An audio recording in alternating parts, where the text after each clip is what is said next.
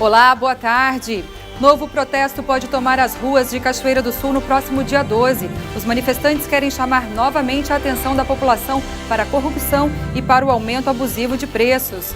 Morre em Porto Alegre o ex-vice-governador do Rio Grande do Sul, Otávio Badu Germano, de 90 anos. Ele foi vítima de um AVC.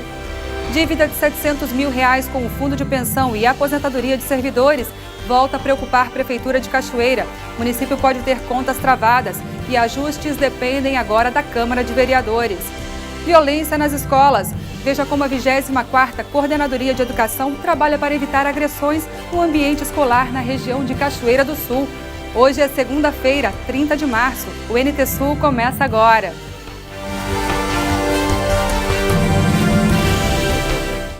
Olá! Começamos o NT Sul falando de cultura.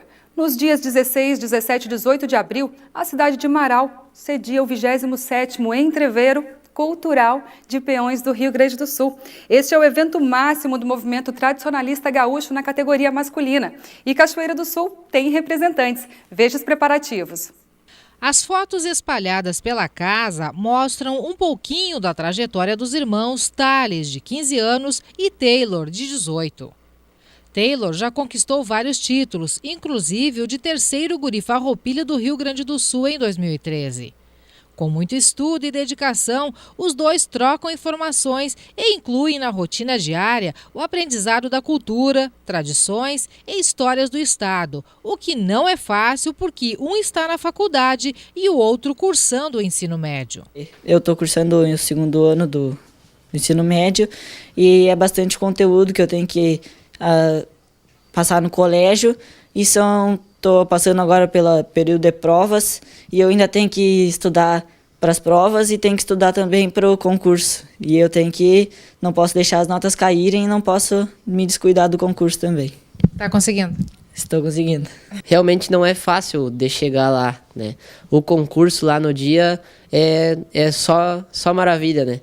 Mas até chegar lá tem muito tempo de preparação, tem bastante burocracia, tem que apresentar relatórios de atividades, tem que participar de eventos, a própria parte financeira também não é uma coisa barata, a gente tem que andar viajando para lá e para cá, então são vários fatores assim que se agregam e as pessoas o pessoal não consegue acompanhar realmente, né? Então, quando vem aquele montante de coisas que tem que ser feita, os peões desistem no meio do caminho, né? Hoje em dia, os jovens não se interessam realmente por estudar a história, por perder tempo, né?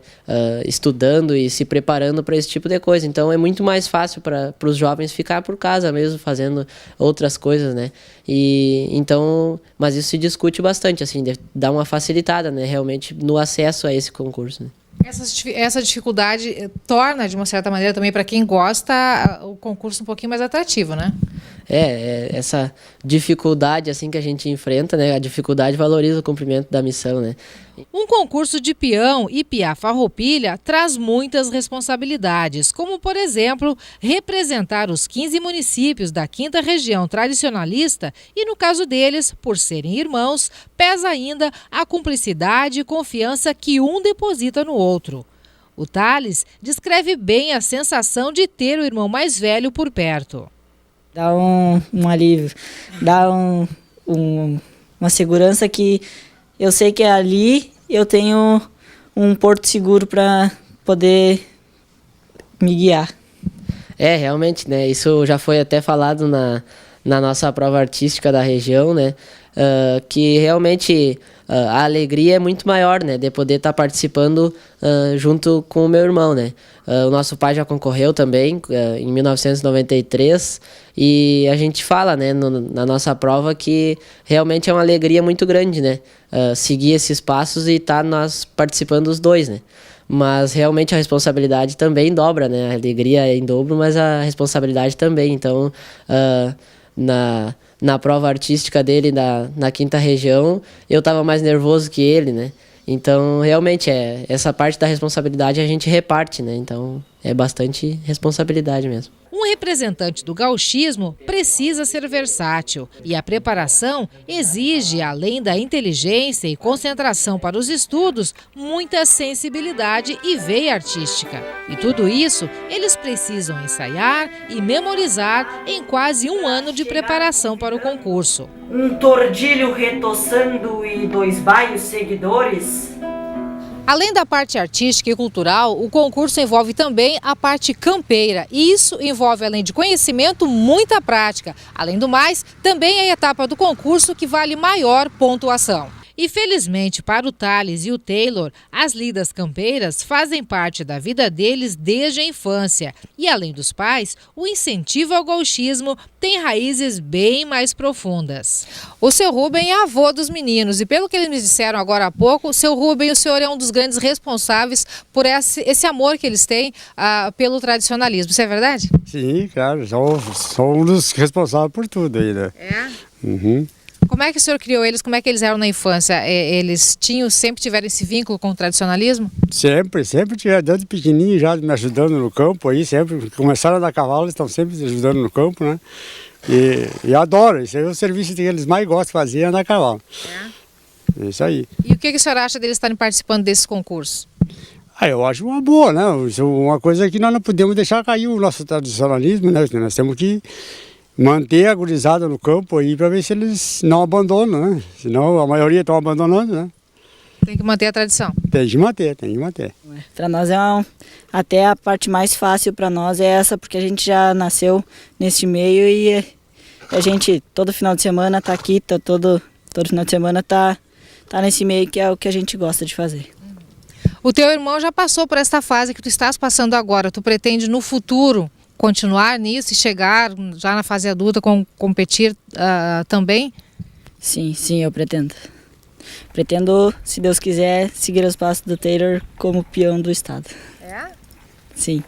Quando crescer, quer ser igual ao irmão? Isso. Então tá, boa sorte pra ti. E então eu acho que sim, que qualquer jovem que tenha interesse pode e até deve concorrer, né? Porque realmente o concurso ele tá nesses moldes bem mais urbanos do que rurais, né? Mas é claro que a vivência campeira ela vai te trazer benefícios no concurso porque é o que vale mais e realmente o concurso é de peão, né? Então, o peão nas fazendas antigamente, ele era o cara que andava a cavalo todos os dias, que ia recorrer gado no campo, que trabalhava na lavoura. Então, realmente não tem como fugir dessa imagem do campeiro. Mas, com certeza, quem tem força de vontade, quem quer participar do concurso, ele acaba pegando gosto pela parte campeira também e com certeza tem um bom desempenho, sim, na prova. São 2 dias de prova, né? Envolve muitas coisas. A preparação ela já é intensa há 1 ano, né? E lá a gente tem que provar em 2 dias para eles, né? Tudo que a gente conseguiu aprender nesse 1 ano de preparação. Começa na sexta de manhã com a prova escrita, de tarde as provas artísticas, né? E a parte oral também. E depois, no sábado, todas as provas campeiras, as de galpão e as provas de campo, né? Que aí envolve toda a parte campeira, de fazer charque, de fazer churrasco, cevar o mate, a parte do laço, prova de rédea, tudo é feito no sábado. E sábado à noite o fandango de encerramento com divulgação do resultado, né? Então, esses 2 dias lá são muito especiais, né? A gente vai contar com o apoio dos nossos amigos, dos nossos irmãos do CLJ e do Onda, também os nossos familiares que vão torcer, que já foram comigo na primeira vez e dessa vez vão comigo e com o Thales. E com certeza essa energia positiva assim eles vão levar para nós, né? A gente já está com um ônibus fretado para ir. Então, se Deus quiser, a gente vai representar bem lá e voltar com a consciência tranquila de que fizemos o nosso melhor, né? Independente do nosso resultado. Tu acha que tudo isso é uma arma bastante positiva para que o tradicionalismo, a chama do tradicionalismo, da cultura, das raízes seja mantida? Com certeza, né? Porque de certa forma é uma vitrine, né? Também para o nosso tradicionalismo, né? Essas pessoas que não têm tanto conhecimento, não têm tanto contato com isso, a partir dali podem também conhecer para se apaixonar depois. Obrigada para vocês e sucesso, viu? Obrigado.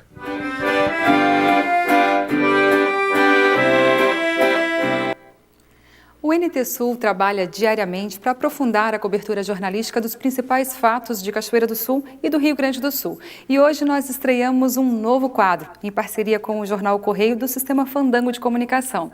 Vamos à redação do jornal conferir os destaques da edição desta segunda-feira. Cassiane Rodrigues, boa tarde. Boa tarde, Darcy. Um dos assuntos em destaque na edição de hoje do Jornal Correio é a cobertura completa do segundo Encontrão de Mulheres, que aconteceu na tarde de ontem na Praça José Bonifácio. Contou com a presença de mulheres do campo e da cidade que participaram de diversas atividades musicais. O evento contou com a comercialização de produtos da agricultura familiar e também de trabalhos das artesãs da Associação Cachoeirense dos Artesãos. Na editoria de Cotidiano, vamos trazer a história dramática de uma mãe que busca auxílio para o seu filho que sofre com autismo e não encontra as alternativas em virtude das dificuldades no atendimento em Cachoeira do Sul. Também destacamos a morte do ex-vice-governador do Rio Grande do Sul, Otávio Germano, de 91 anos, que ocorreu ontem pela manhã em Porto Alegre, vítima de um AVC. Tá certo, obrigada ao Grupo Fandango pelas informações aí, que são destaque na edição desta segunda-feira. Bom, gente, é comum ouvir no dia a dia que os servidores compõem o capital principal de uma empresa. Para construir uma equipe de alto desempenho, entretanto, é preciso muito diálogo. Reuniões de feedback costumam dar calafrios em profissionais de todas as idades e níveis hierárquicos. E não só no caso do avaliado. Quem precisa fazer comentários sobre o desempenho do outro também fica sob pressão. No quadro Produtividade, Alex Nascente fala de ferramentas que ajudam nesse processo. Hoje eu vim aqui para nós conversarmos sobre brainstorm e feedbacks. Brainstorm. O que significa brainstorm? Temporal de ideias. Uma tradução literal. Mas, na verdade, o brainstorm é uma ferramenta fantástica para usarmos hoje no dia a dia de nossas empresas. Por quê? Simplesmente porque é um momento onde nós podemos alinhar todos os conceitos de ideias, é um momento onde a gente pode ouvir todas as partes das equipes, né, dando ideia, trocando ideias. E de fundamental importância a gente escutar a todos, dar vazão a todos e termos uma sintonia perfeita dessa equipe para uma unidade melhor, para uma qualidade melhor, para um resultado melhor. Nós precisamos fazer as reuniões mais práticas, mais concisas, mais equalizadas. Usando quais práticas? Brainstorm e feedback. Feedback, numa tradução também literal, significa respostas. Respostas essas que podem ser positivas ou negativas, podem também desenvolver ações de ações práticas, positivas ou negativas. Sempre tendo uma questão de respostas, nós podemos ter a ação e reação do nosso interlocutor, e por isso nós temos que ter alguns cuidados muito importantes. Como cuidar? Como desenvolver um feedback de alto desempenho, alto impacto, trazendo alto resultado para a empresa? Ouvindo, falando, respondendo, trocando ideias práticas, alinhando esses conceitos do brainstorm, mas sempre com muito respeito, sempre com muita gestão de encaminhamento para os resultados, que são toda a parte fundamentada de um bom feedback. Feedbacks claros, objetivos e concisos. Esse é o nosso principal foco e objetivo dentro de feedbacks de empresas. Senhores pais, senhores educadores, senhores empreendedores, deem mais feedbacks, recebam mais feedbacks, aprendam a trabalhar com feedbacks mais qualificados dentro de suas empresas. Trabalhem com reuniões práticas e concisas dentro de feedbacks. Seus resultados acontecerão de forma muito mais rápida e prática. Como usar o feedback para melhorar a comunicação corporativa dentro de sua empresa?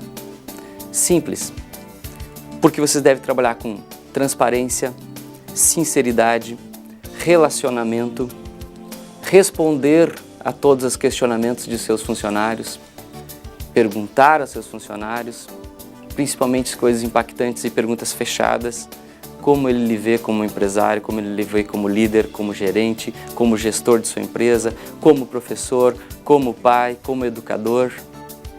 Pessoal, falta nesse mundo de hoje mais comunicação clara e objetiva. Vivemos num mundo de máquinas e no mundo de máquinas precisamos ter muito mais o lado holístico. Então, essa consciência de trabalhar mais o relacionamento, esse é o grande desafio do século. Dicas de ouro para você.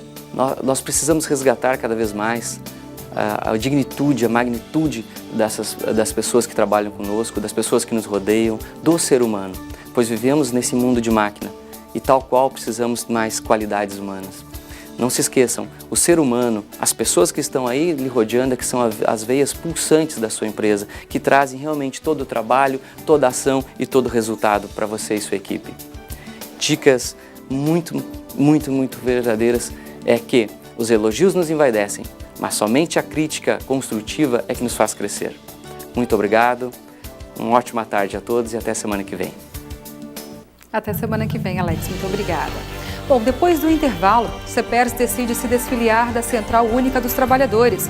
E novo protesto pode tomar as ruas de Cachoeira do Sul no próximo dia 12. Os manifestantes querem chamar novamente a atenção da população para a corrupção e para o aumento abusivo de preços. Sustentabilidade. Veja como produzir energia renovável através da utilização de um biodigestor. É logo depois do intervalo. Fique com a gente.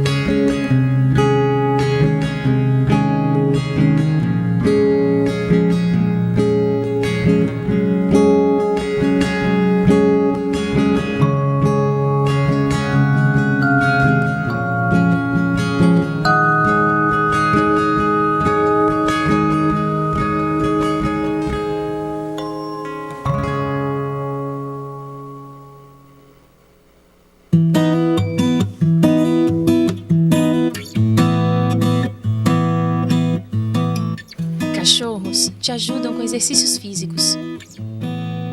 Também te ensinam a ter bom gosto pela arte.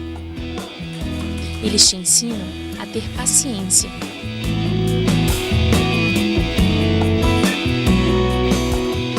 Cachorros também te ensinam a amar.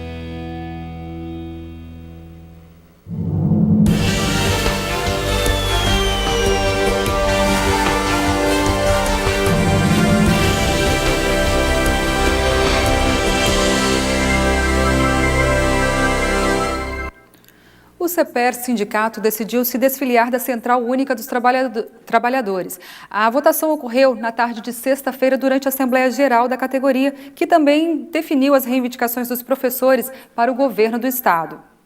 Um ponto não previsto na pauta dominou a Assembleia. A oposição à direção atual propôs a desfiliação do sindicato ACUT, a qual o CEPERS está ligado desde 1996. CUT, em 2003, quando Lula assumiu o governo, passou a defender o governo. Foi a favor da reforma da Previdência e de lá para cá vem atacando os direitos dos trabalhadores. A CUT não representa mais a classe trabalhadora. Já os que defendem a permanência da parceria com a CUT afirmam que a discussão foi proposta para dividir a categoria. Nós temos uma força, uma unidade que nos ajuda a fazer a pressão em cima do Congresso e daí unificando. O Rio Grande do Sul, nós sozinhos, só vamos fazer pressão em cima dos 32 que são aqui do Rio Grande do Sul. Portanto, nós teremos muito pouca força. Essa é uma preocupação que temos. Cerca de 3.000 professores votaram. Por 429 votos de diferença, ficou decidida a desfiliação da Central Única dos Trabalhadores.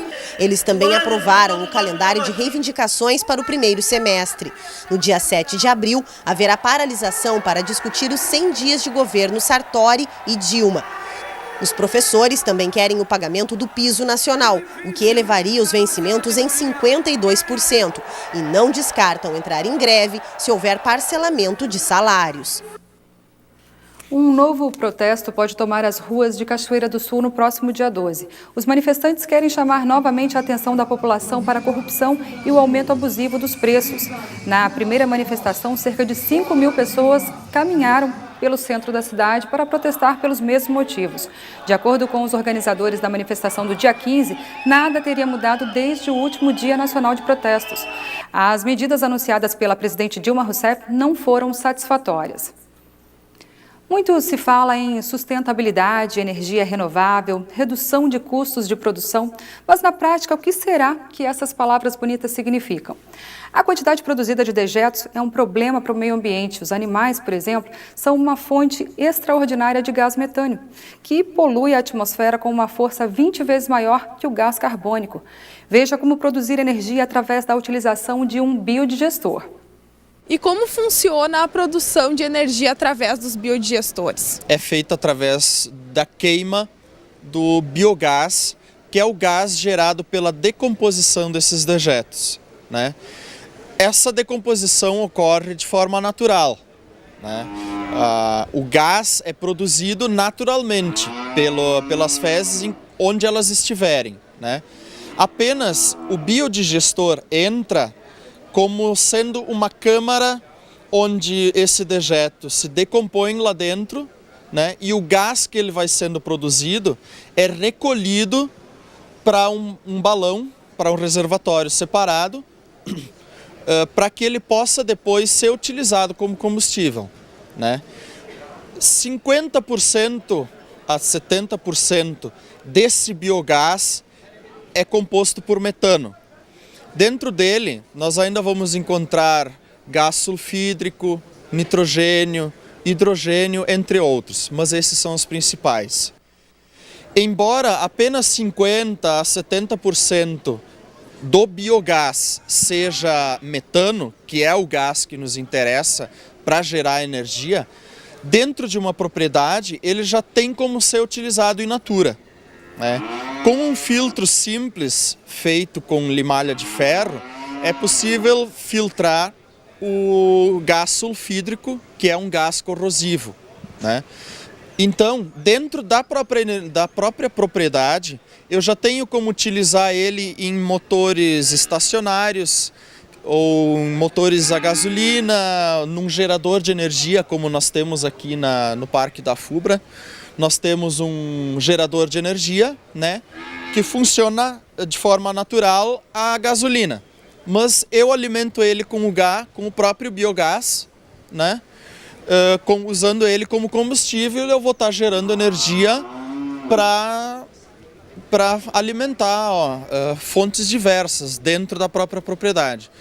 Posso utilizar esse gás também em queimadores industriais, posso utilizar ele também de forma in natura já para aquecimento de aviários, ou tem pessoas que precisam de gás, por exemplo, de forma industrial para fazer geleias, precisa cozinhar, né, essas coisas, então eles podem utilizar o gás direto de forma in natura nesses queimadores, né? Para montar uma estrutura como essa numa propriedade, o produtor precisa investir quanto, Ismael? Isso varia muito, conforme o tamanho e o que ele vai fazer com o biogás, condições do terreno, ele pode precisar de alguns equipamentos a mais ou a menos. É difícil dar uma estimativa, mas eu acredito que nesse tamanho, nesse perfil que está construído aqui na exposição, por exemplo, que seria para meia dúzia de vacas, eu acredito que com 20, 25 mil reais já é possível tirar esse proveito do gás. Para um motor de combustão, no caso, com 6 animais, como tu falastes, quanto tempo esse motor irá funcionar? Também é uma coisa que varia bastante conforme o tipo de substrato que está sendo decomposto, né? O tipo de substrato vai determinar o teor de metano que o gás vai ter.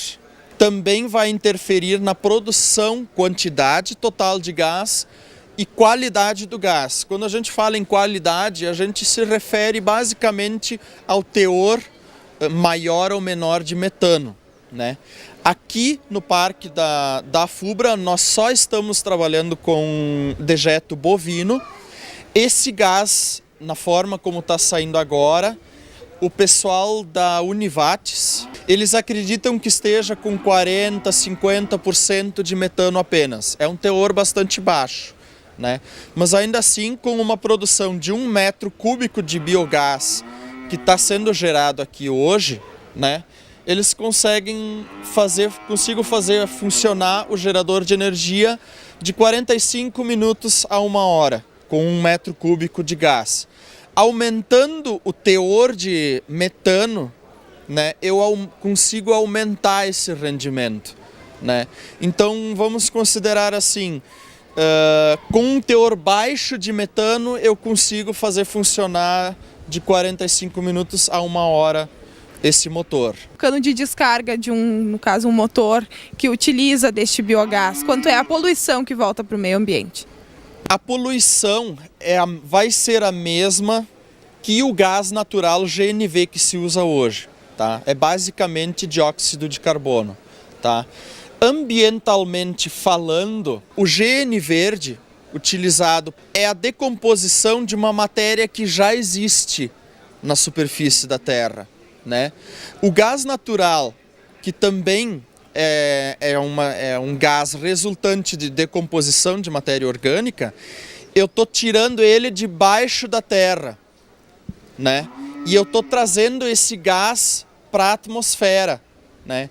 Então é um gás que não retorna de onde ele veio. Seria 25 vezes mais correto eu captar esse biogás que é gerado da decomposição dessa matéria e queimar ele, do que eu simplesmente deixar essa matéria decompondo a céu aberto.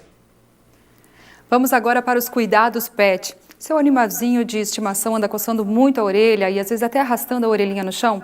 Isso pode ser sinal de que algo está incomodando e você deve ficar alerta. Pode ser uma otite, por exemplo. Veja no comentário de Edson Salomão. Boa tarde, Darcy. Boa tarde, amigos da TV Novo Tempo. Hoje nós temos um tema muito importante, que são as otites. Otites são infecções, são inflamações nos ouvidos que pode dar nos animais de estimação, cães ou gatos. Nós temos, com muita frequência que esses animais demonstram esses sinais. Então o proprietário tem que estar atento aos sinais. O animal com otite, primeira coisa, ele começa a coçar o ouvido, caminhar com a cabeça meio de lado, tem dor quando vai fazer um carinho, então se preocupem, é otite. Otite, então, é uma inflamação no ouvido. Muitas vezes as pessoas acham que não é nada grave, simplesmente compram um remédio para a dor de ouvido e acham que o animal está curado. Mas aí comete um grave erro, porque a otite é uma doença muito grave. A otite, o proprietário deve levar o animal até o médico veterinário, que ele tem um aparelhinho, um otoscópio, que ele vai examinar o ouvido com um otoscópio e vai ver como é que está a parte interna do ouvido. E tem, agora mais recentemente, nós temos também o otoscópio que tem acoplado uma microcâmara que tu vê a imagem na televisão ou numa tela de computador.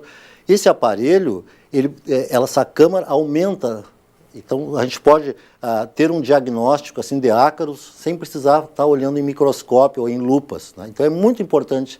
E sempre que forem no veterinário, mesmo que seja para fazer uma vacina, peçam para o médico veterinário dar uma examinada no ouvido, que é muito importante, porque as otites tendem a se tornar crônicas, e aí quando é crônica é bastante complicado.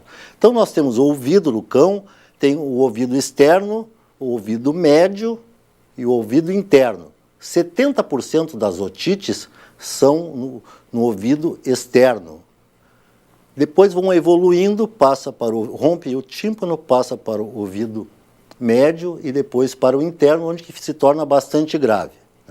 Então as otites, tem vários fatores que podem causar a otite, desde uma má formação, um estreitamento do canal auditivo, um excesso de produção de cerúmen, muitos pelos dentro do ouvido, tudo isso pode levar a otite. E também, uma coisa que é muito comum são corpos estranhos, cair alguma coisa, um bichinho que entra no ouvido, e também muita atenção na hora do banho.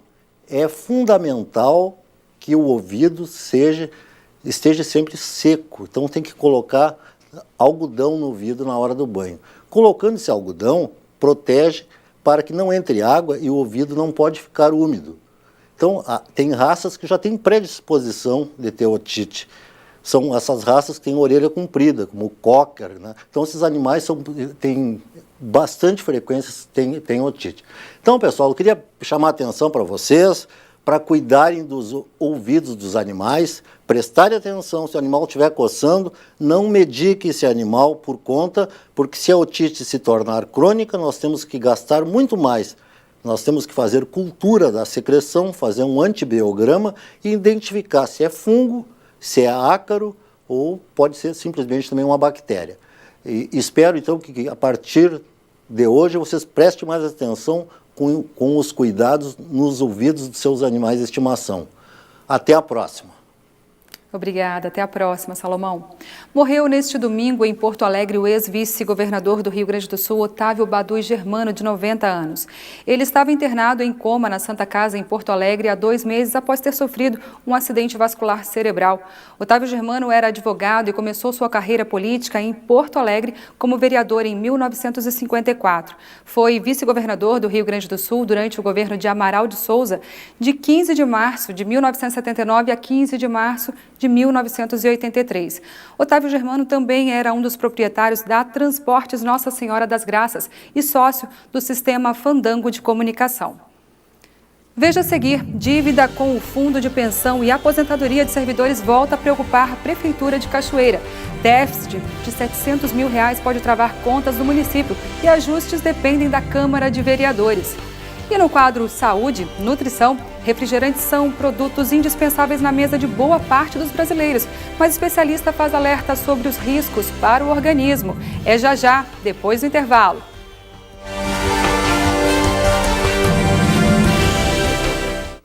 Olá, galerinha! Mais uma história. Tomar um suco delicioso de lá. Esta canção é para você, que todo dia vive um novo tempo. Nasce um novo dia, o sol se levantou, na sua companhia eu sinto mais o amor. Um dia de uma longa história que me conquistou. Um tempo novo nasce com o tempo que passou. Nasce um novo dia, o sol se levantou, na sua companhia eu sinto mais o amor. Um dia de uma longa história que me conquistou. Um tempo novo nasce com o tempo que passou. Passa o tempo, passa a história, fica em sintonia, dando a vida um novo tempo a cada novo dia. Passa o tempo, passa a história, fica em sintonia, dando a vida um novo tempo a cada novo dia.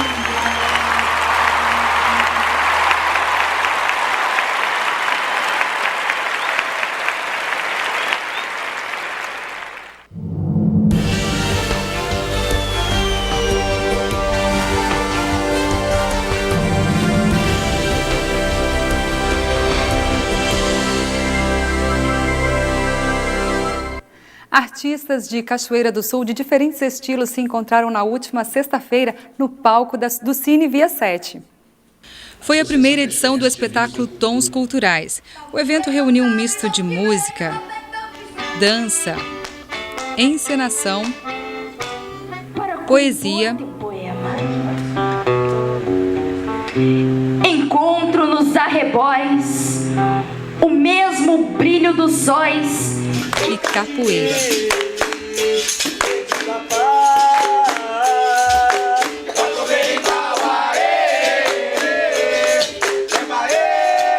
O objetivo foi homenagear a todas as mulheres pelo mês dedicado a elas. Iniciativa do Núcleo Municipal de Cultura, a programação visou estimular e valorizar os talentos culturais promovidos pela comunidade.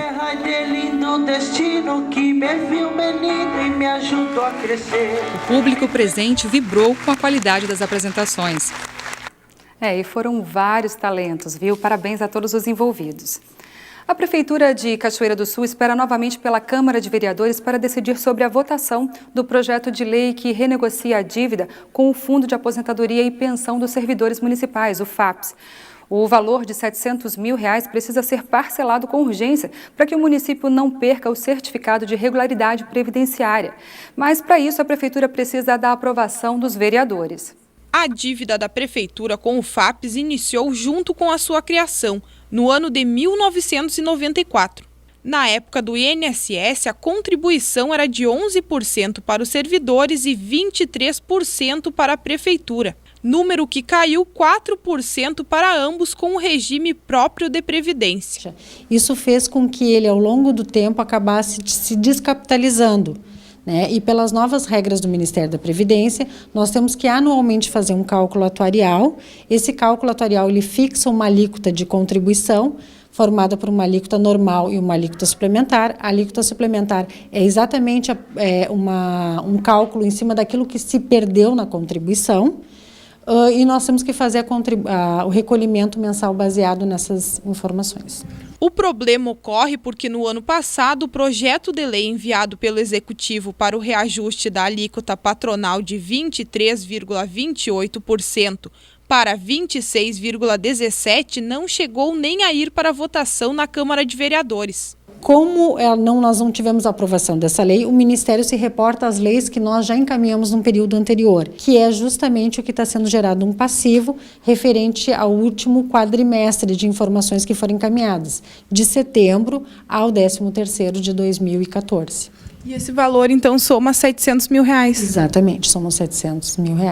Nós não temos a nossa certificação de regularidade previdenciária emitida, consequentemente não atendemos um dos itens do chamado CALC, que é um sistema do Ministério, do Governo Federal, onde várias informações de regularidade quanto às obrigações da Prefeitura, se não tiver contento, não tiver contemplada, não é emitido, nós ficamos no chamado CALC, que alguns chamam de Serasa dos municípios, Nós ficamos sem essa liberação. Segundo o prefeito, os vereadores foram chamados por ele na semana passada para uma reunião de emergência. E hoje o que nós estamos fazendo é pedindo para a Câmara de Vereadores aprovar o projeto desde o ano passado, fazendo a regularização da alíquota hoje devida pela Prefeitura para o FAPES. E os vereadores, eles não estão apoiando essa situação? Não é que não esteja apoiando, não teve um entendimento político sobre essa situação, e é isso que nós esperamos neste momento, que tenha um entendimento político para que nem o fundo seja prejudicado, que nós não queremos, e que nem o desenvolvimento da cidade, os investimentos, também tenham alguma coisa de retração devido ao município entrar, por exemplo, no CALC e não ter a sua CRP em dia. Eles têm algumas posições divergentes da posição da administração municipal, e é isso que a gente precisa entrar em consenso de que o que o Executivo está propondo é justamente repassar tudo aquilo que é devido para o FAPES. A contadora da Prefeitura afirma que o valor deve ser pago em 6 parcelas. Nós conversamos com os vereadores porque vamos encaminhar 2 projetos de lei. Um projeto de lei refere-se a esse parcelamento desse passivo que foi criado durante esse período, e o outro projeto de lei é um projeto para que não tenhamos um novo passivo para o próximo quadrimestre. Na última atualização da dívida, feita pela Previdência no ano passado, o valor estava em R$ 190 milhões. Se nós colocássemos hoje, se todos os funcionários fossem se aposentar, nós precisaríamos ter este valor nos nossos caixas, né? Então, é tu trazer o valor das aposentadorias futuras para um valor presente. Nossa equipe de reportagem fez contato com o presidente da Câmara de Vereadores, Sérgio Franchini, na sexta-feira, mas ele não pôde nos atender. Até o fechamento da edição de hoje, a assessoria também não retornou ao nosso contato. Já virou hábito. Boa parte das pessoas tomam refrigerante todos os dias. É um dos produtos indispensáveis na lista de supermercado de várias famílias. O que muita gente não sabe é sobre o resultado de uma pesquisa recente realizada nos Estados Unidos. Os pesquisadores descobriram que pessoas que bebem o equivalente a 2 latas de refrigerante por dia podem envelhecer mais rápido. A nutricionista Denise Caspani fala sobre esse assunto.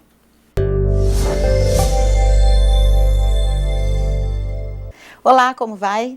Hoje escolhi um assunto que nas últimas décadas se tornou um problema sério na saúde da população, principalmente nos últimos 20 anos, o refrigerante. Essa bebida tomou conta das geladeiras e das mesas brasileiras. E por que beber refrigerante é um problema? Os refrigerantes são bebidas artificiais, sem valor nutricional, ricas em açúcar, corantes e sódio, e devem ser evitados especialmente pelas crianças, porque estão em fase de crescimento e necessitam de uma alimentação rica em vitaminas e minerais. E os refrigerantes têm componentes que levam embora nutrientes essenciais para o organismo, enfraquecendo ossos, cabelos, unhas, dentes. A grande quantidade de açúcar facilita o ganho de peso e contribui para o aparecimento de diabetes. O sódio favorece a retenção de líquidos, leva ao aumento de peso, barriga estufada e pernas inchadas. Os refrigerantes sem açúcar, os diet ou o zero, são ainda piores, pois além dos adoçantes artificiais, tem mais sódio do que os normais. Tomar refrigerante frequentemente pode causar dor de estômago e gerar gases intestinais, que causam dor e desconforto abdominal. Isso ocorre devido à presença do gás na bebida, que faz o corpo produzir ainda mais suco gástrico, aumentando as chances de desenvolver uma gastrite. A cafeína está presente em todos os refrigerantes, mas tem mais quantidade nas bebidas à base de cola e nos guaranás. Cafeína em excesso pode provocar insônia, aumento da pressão arterial e irritabilidade. No bebê, pode dificultar o desenvolvimento físico e mental. Os refrigerantes devem ser excluídos da alimentação do bebê, podendo-se optar por sucos de fruta, além da água, para uma ingestão de líquidos adequada. Uma lata de refrigerante tem cerca de 139 calorias e 35 gramas de açúcar, o que corresponde a 5 sachês. Um exagero. Os refrigerantes podem produzir sérios danos ao esmalte dos dentes, devido à sua altíssima acidez, além de facilitar o aparecimento de cáries porque tem muito açúcar. Para substituir os refrigerantes, pode-se oferecer à criança água com um pouquinho de limão, chá gelado, água de coco e sucos de frutas. A melhor estratégia é não ter refrigerantes em casa. O seu filho consome o que você compra. Lembre-se, não existe melhor e mais necessária bebida para o organismo do que a água. Uma boa tarde e até a próxima semana. Darcy. Obrigada, Denise. Até semana que vem. Bom, esfriou um pouquinho, né? Veja como fica o tempo em Cachoeira do Sul e em todo o estado gaúcho neste começo de semana.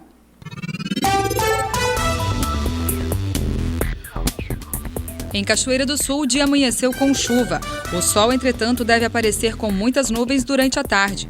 Pode chover também a qualquer hora. Na parte da manhã, a cidade registrou temperatura mínima de 18 graus. A máxima deve chegar aos 25.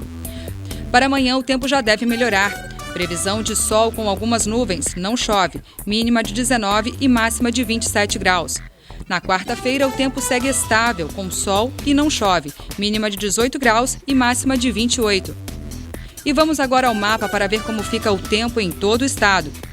A semana começou com tempo parcialmente nublado e pancadas de chuva na maior parte do Rio Grande do Sul na manhã desta segunda-feira. Há ainda possibilidade de chuva forte em áreas isoladas do norte e nordeste.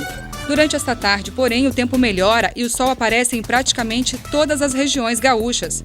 A temperatura varia entre 13 e 27 graus.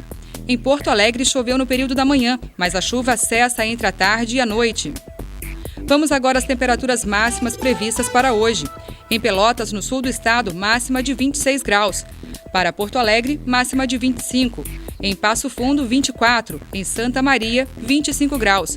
E 27 graus em Uruguaiana.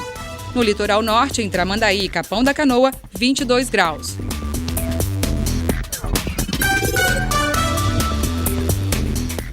A seguir, vereador Marcelo Figueiró questiona a prefeitura sobre projetos para o turismo na cidade. Veja dificuldades enfrentadas pelo setor. E violência nas escolas. Professores e alunos vivem insegurança em sala de aula. Veja como a 24ª Coordenadoria de Educação trabalha para evitar agressões no ambiente escolar na região de Cachoeira do Sul. É logo depois do intervalo. Nós voltamos já.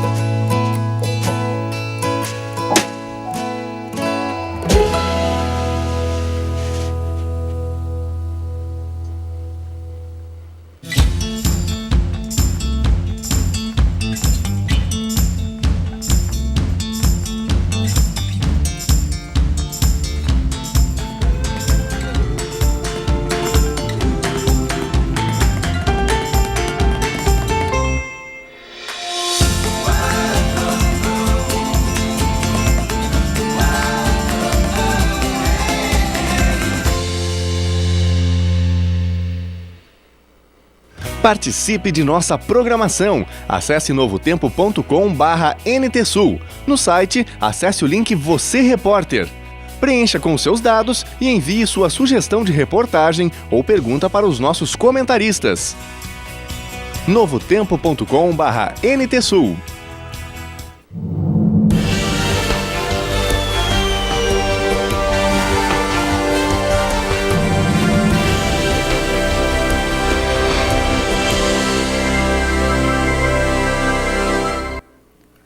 O turismo em Cachoeira do Sul passa por desafios. Em 7 de maio de 2013 foi realizada a última reunião oficial para tratar de ações de incentivo ao turismo no município. Nesta ocasião, o programa estadual RS Mais Turismo foi apresentado e uma comissão ficou de ser criada para elaborar um dossiê sobre pontos turísticos a serem explorados na região.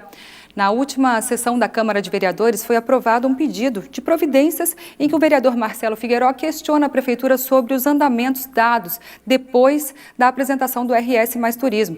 Na sexta-feira, Figueiró levou o documento à Secretaria Municipal de Indústria e Comércio e o entregou em mãos ao titular da pasta, André Fortes. O NTSul já havia destacado esse assunto em 2 de março, no Dia Nacional do Turismo. Veja um trecho da entrevista. Eu converso agora com a Valquíria Pontes, que é guia de turismo aqui no município de Cachoeira do Sul. Valquíria, como tu avalia os pontos turísticos do município? Boa tarde. Boa tarde. Eu considero eles mal conservados. Não existe o interesse do poder público em conservar nossos pontos turísticos, então eles estão bastante deteriorados. Fica bem complicado para o turismo receptivo em Cachoeira se nós não temos uma estrutura muito boa nos nossos pontos turísticos. Está tudo muito largado. Aqui na região dos vales, tu nota que tem uma grande diferença entre a conservação dos pontos turísticos? Com certeza. Se olhar as cidades vizinhas da região dos vales, cidades bem menores, tá? Eles têm várias rotas turísticas, todas bem conservadas, com estrutura de restaurantes, com estrutura nos próprios pontos turísticos de banheiro, toda a infraestrutura que aqui nós não temos. Aqui, se uma pessoa, por exemplo, vai visitar uma praça, vamos dar o exemplo do Chateau d'Eau, tá? Da nossa Praça da Catedral, simplesmente assim, a pessoa vai, olha, não tem onde tomar uma água, não tem onde utilizar um sanitário. Outro exemplo é a nossa Ponte de Pedra, que é um lugar belíssimo, da época do Império, que a estrada é ruim, lá não tem segurança, então fica bem complicado tu pegar e mandar uma pessoa lá que não conhece para um lugar assim, arriscando ainda ser assaltado.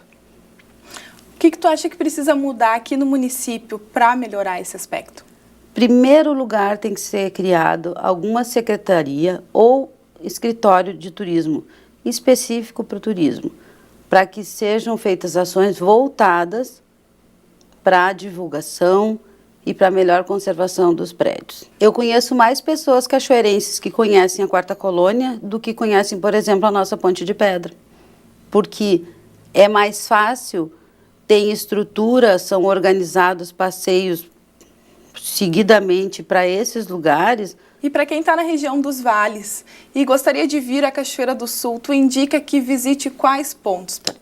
Eu indico para quem quiser visitar a Cachoeira do Sul, que venha à cachoeira, que conheça nosso rio, à beira do rio Jacuí, que é um lugar muito bonito, que conheça nosso Chateau d'Eau, a Igreja Matriz, Catedral Nossa Senhora da Conceição também, todo aquele entorno ali do Paço Municipal, que é um lugar bastante agradável. Muito obrigada, então, Valquíria. A sala de aula parece ter deixado de ser local seguro. Casos de violência contra professores têm sido registrados em todo o país. Aqui no Rio Grande do Sul, em Canoas, uma professora foi arrastada pelos cabelos por uma mãe de aluno no começo de março. Na semana passada, um caso semelhante foi registrado em Santa Cruz do Sul. Daniel Nunes conversa agora sobre prevenção à violência escolar com assessoras pedagógicas da 24ª Coordenadoria de Educação de Cachoeira do Sul. Professora Cleonice, o que o Estado pode fazer, o que, digamos assim, o gerenciamento da educação pública nesse aspecto, o que é possível fazer para que professores não continuem sendo agredidos, como em alguns casos pontuais tem acontecido, como aconteceu nesse mês de março aqui no estado do Rio Grande do Sul? É importante a educação investir na prevenção, né? Nós temos o COPREV, que é o Comitê Comunitário de Prevenção à Violência Escolar, e nós temos nas escolas o CIPAV. E eles têm como objetivo esse trabalho todo de prevenção, de prevenir, de resolver, de mediar os conflitos escolares, evitando assim violências maiores.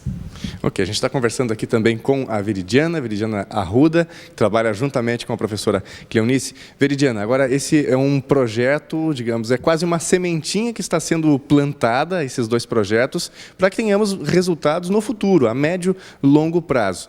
Como é que vocês esperam esses resultados para que essas situações não se repitam aqui no estado, especialmente na 24ª?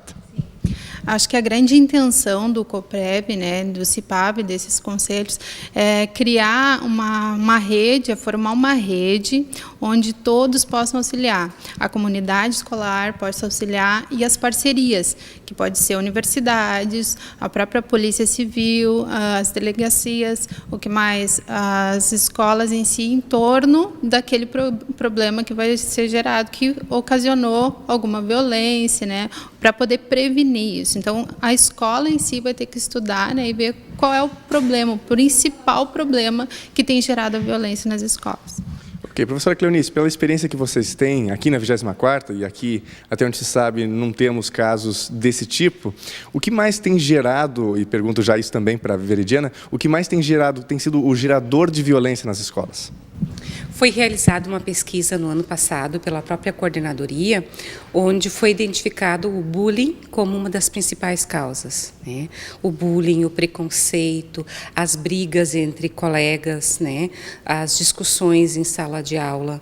A gente sabe que a violência está na sociedade, né? A gente vive isso diariamente. E a escola, então, deve aprender a mediar esses pequenos conflitos para que eles não se tornem grandes. Mas o bullying tem sido, na pesquisa, o mais indicado. Certo. Veridiana, agora, esse processo todo, ele passa tanto pela conscientização dos pais, da sociedade como um todo, quem sabe por capacitação da escola, não é? Então, como fazer tudo isso? Quem sabe seja um processo bastante longo, não é? O que é possível fazer? Como fazer de fato que isso aconteça? Em primeiro lugar, o diálogo, né? Através do diálogo vão vir e vão ser orientados as ações que ocorrerão nas escolas, que é o principal foco agora, né? E através de dentro das escolas que saiam as soluções para os problemas nos lares, nas comunidades, né, escolares.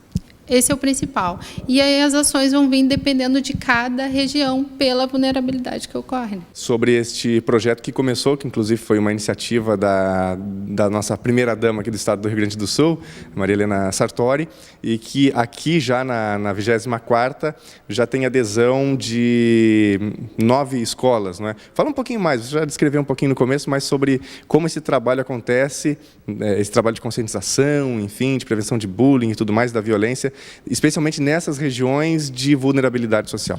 Esse trabalho já começou desde 2012, né? A 24ª estimulou todas as escolas, mas a adesão foi livre.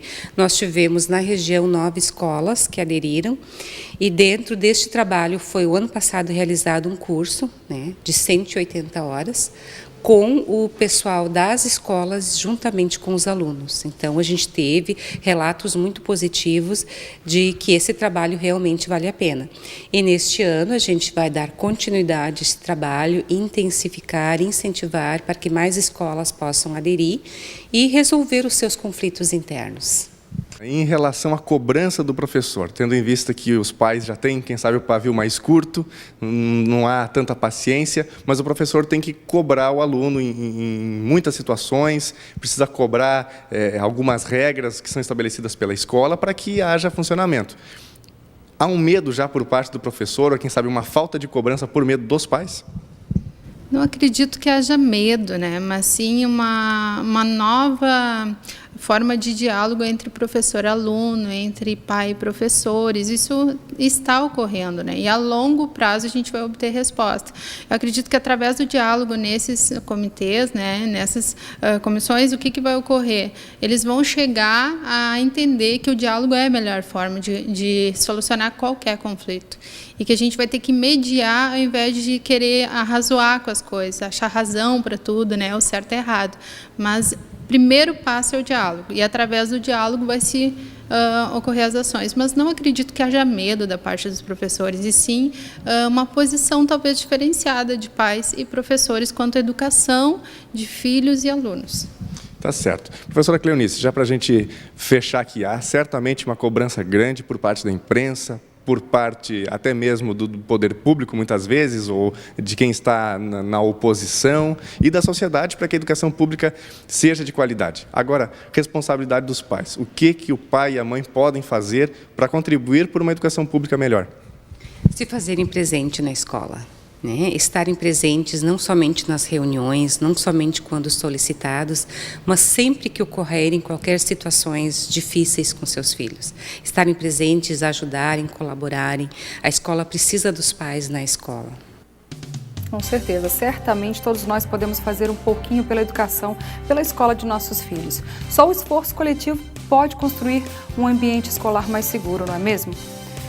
Bom, o NT Sul desta segunda-feira fica por aqui. Obrigada pela sua companhia. Lembramos que você pode participar conosco enviando suas sugestões de reportagem através do site novotempo.com/NTSul e também pelo nosso Face. Aproveite e curte a nossa página lá, tá bom? facebook.com/TV Cachoeira. Uma ótima tarde para você e até amanhã. Tchau!